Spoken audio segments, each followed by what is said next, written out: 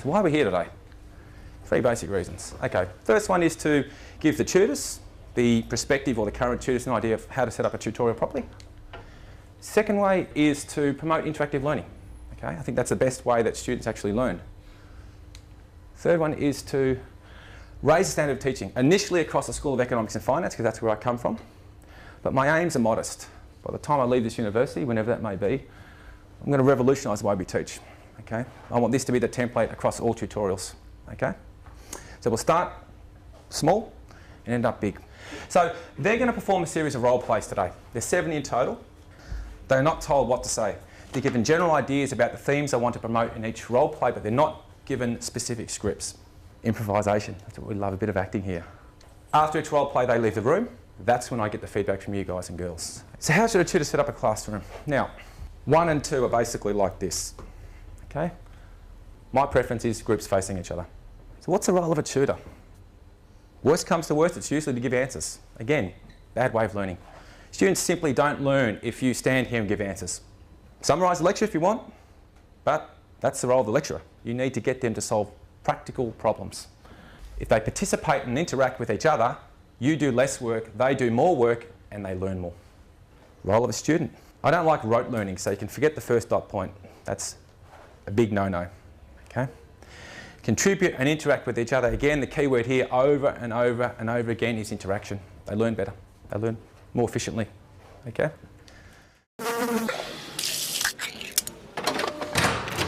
This is a normal one. This is the way lots of tutorials, this is the way high schools normally run too. Probably explains why most of the kids at Giddy can't read and write properly either.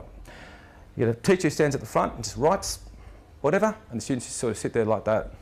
Tutor does everything. It's all about me. It's all about the overhead. It's all about the whiteboard. It's not about the students. If you do all the work, they'll sit there passively.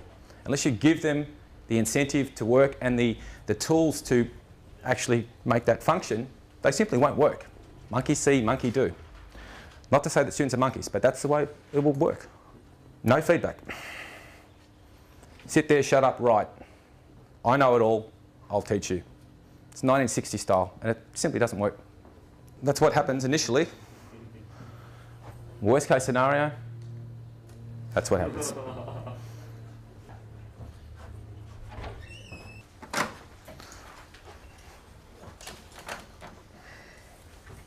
You can sort of read that, I hope, can you? Is that okay? Okay. Okay, so globalisation is the topic today, the concept of globalisation.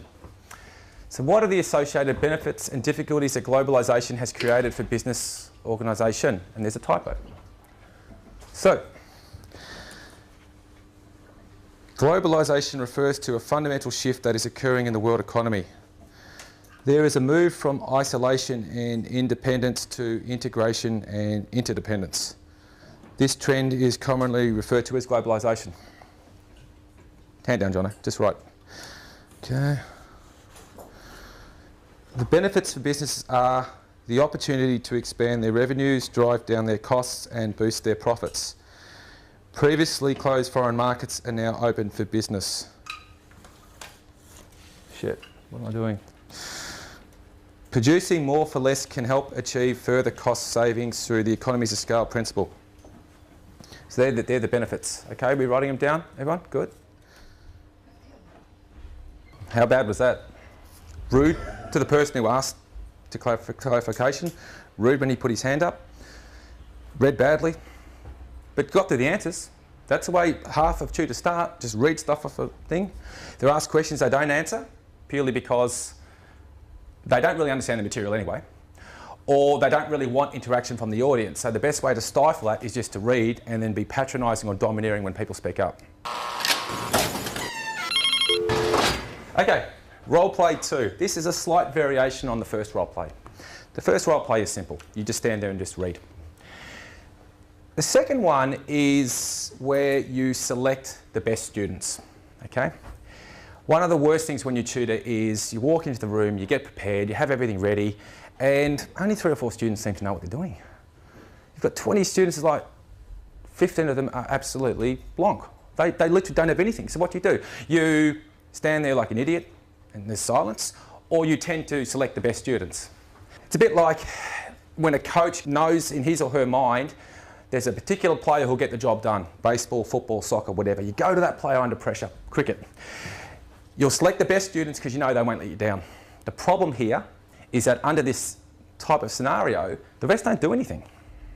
If I have 3 good students and 8 bad students, and I want the tutorial to move smoothly and get through it, I'll just highlight the best 3. Because the other 8 probably don't know much, therefore they're likely to drag the overall standard of quality down. So what you'll often do as a tutor is select the good students because you know they'll give you answers. There's no effort to share the work. Again, it's a teacher-centric approach. The only difference between this role play and the first role play is that I'm trying to bring a few students in, but not all. You notice where they're sitting? Still around the perimeter. They don't interact with each other. You speak when you're spoken to. I will tell you when you speak. Or I'll look for the hands and go, dumb, dumb, dumb, smart. That's the one I'll go for. Okay? Most of them are extras. There's absolutely no reason for them to be in this tutorial at all. They're not doing anything. They're sitting there and you're going to get the same problems we saw in role play 1. So what happens when we have this situation? The good students get praised and they feel bulletproof. The little halo. The best, and they're not always the best students who speak either. They're the most outgoing, gregarious students. Smart students occasionally are shy, but under this role play, they still get lost. And then at the end of the semester, you go, geez, Jono, you got 93. You are actually smart, even though you didn't say anything for the whole semester. Okay? So you need to be very, very careful. No speak does not mean dumb. It's quite possibly that it does mean dumb, but you don't know that. So you can't assume that students are dumb because they don't speak. They simply might lack confidence. That's the best case scenario. The problem here with natural selection is when the weaker students like to talk, you tend to be a little bit patronising or condescending towards them. Tears or anger. Welcome. Take out your notes, we'll start in a second.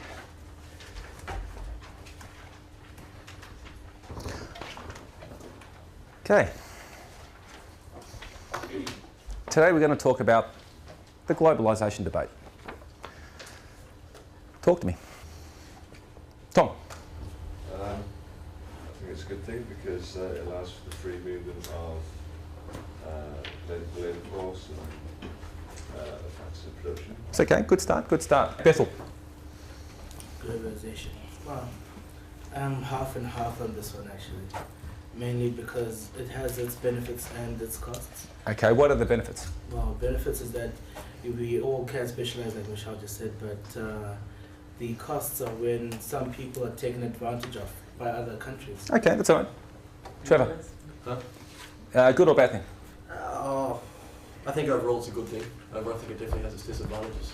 What? I mean, look at the fact that with the constant offshoring of all this production, I mean, a lot of people are losing domestic jobs. It's quoted as a hollowing out of the domestic economy. Okay, interesting.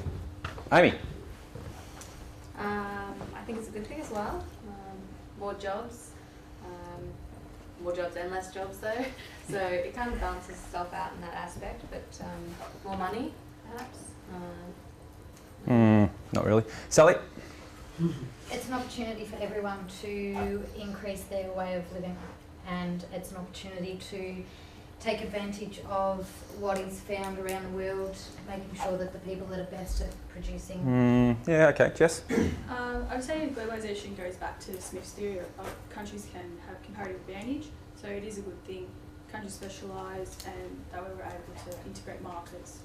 Give me 2 bad things. Jono? 2 problems with globalisation, specific this time. You're a bit vague before. Okay, well, a lot of people who protest against globalisation say that in third world countries it's a loss of independence to sort of corporate interests. Good. 1. Next one. Next one is, like the others were saying, that it does Something new, Jono. Something new. Something new. Jono. Second time you're doing this subject, mate. This I would have thought you'd have probably something better than that, mate, to be honest. Yeah.